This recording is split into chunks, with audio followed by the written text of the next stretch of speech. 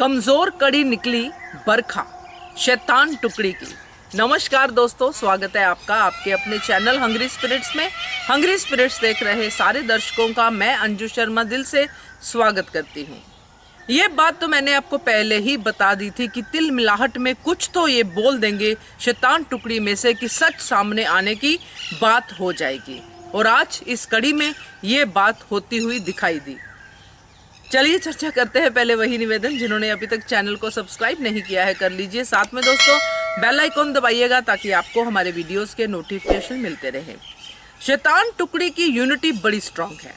बरखा, साथ में वनराज, साथ में माया, बड़े बड़े मास्टर प्लानर जो किसी की भी जिंदगी 2 मिनट में प्लानिंग करके डिस्ट्रॉय कर सकते हैं। और इनकी शुरू से ही गिद्धों की तरह नजर सिर्फ एक ही जिंदगी पे है, और वो है मान की जिंदगी।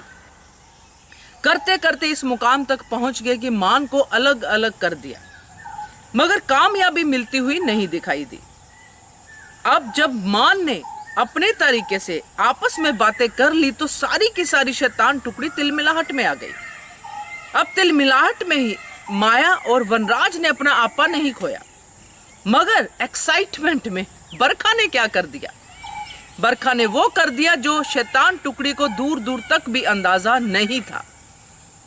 बरखा फटाफट से बोल उठी, क्योंकि उसको लगा कि अब तो मेरी सांस में सांस आई है। इनके बीच में कोई ऐसी अलग बात नहीं हुई है।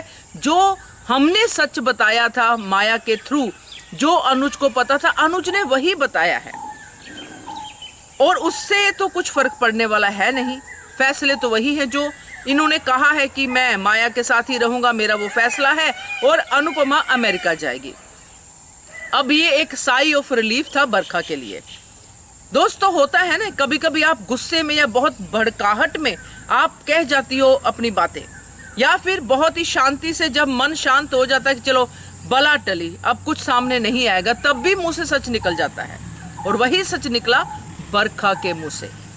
और जब ये सच निकला तो अनुज के सवाल से बरखा जो है हैरान हो गई, क्योंकि उसको पता ही नहीं चला उसने कब सच बोल दिया।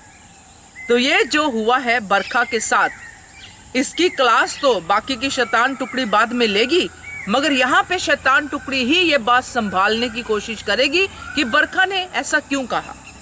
मे बी ये हो सकता है कि माया कहे कि मैंने बाद में बरखा को बता दिया था, या फिर बरखा कहे कि मुझे तो माया ने ही बताया था, रोते रोते ऐसा वैसा जो भी है।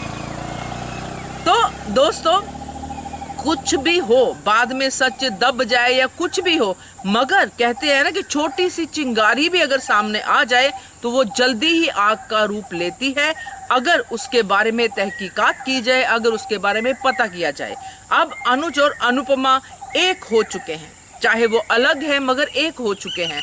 अब वो अगर इस छोटी सी चिंगारी को सीरियसली देखेंगे तो सच भी बहुत जल्दी हम सबके सामने आएगा, और बरखा का क्या होता है शैतान टुकड़ी के सामने, क्या क्लास लगती है, वो भी मजेदार होगा देखना।